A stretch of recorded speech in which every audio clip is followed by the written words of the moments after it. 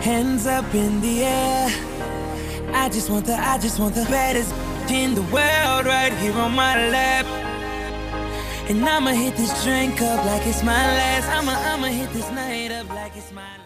In a simple catch-up with a good friend of mine from the US, we welcome Big Sean to South Africa. Finally, you're here. Yeah. You've been to every other African country but here. Thank goodness.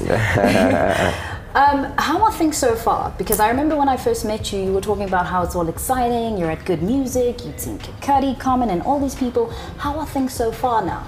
Great, man. I'm like turning into a man, you know what I'm saying? It's going awesome. Progression, you know, working on new music, like everything. I got a lot of things going on. And you're happy. Yeah, I'm happy for sure. And that's exactly the way it should be. Now, speaking of the music, I want to talk about Hall of Fame. Okay. We had Fire, we had, you know, Guap, and that was a very interesting statement coming from you, but it wasn't surprising because you've done a lot of the risque stuff. Beware. It must be known that Beware is my favorite track. Oh, good. It really is. When you said it was over, I want to know, what kind of elements did you put into Hall of Fame that elevated the levels from previous albums?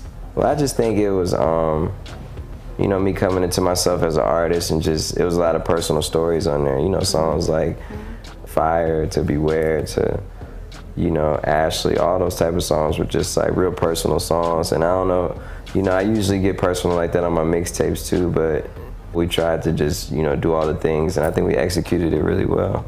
Absolutely, you did. I waited my whole life to be the man of the hour. I really can't lie. Now you have Nas on your sophomore album with First Chain. Yeah, Nas and Kid Cudi. And Kid Cudi, yes. What was that? Kid Cudi is a legend to me. It was cool. It's one of my favorite songs. I think that's my favorite song I've ever done with No ID and First Chain. And still working with No ID. Yeah. That's amazing. And it just tells a lot of stories. You know, by the title, people probably think it's just about a chain, but it's really just about, you know, my mom picking me up from school and a whole bunch of different stories surrounding just, you know, a certain time in my life. And speaking of your mom, you, unlike other rappers, you're taking your mom with you everywhere you go. I think that's so sweet.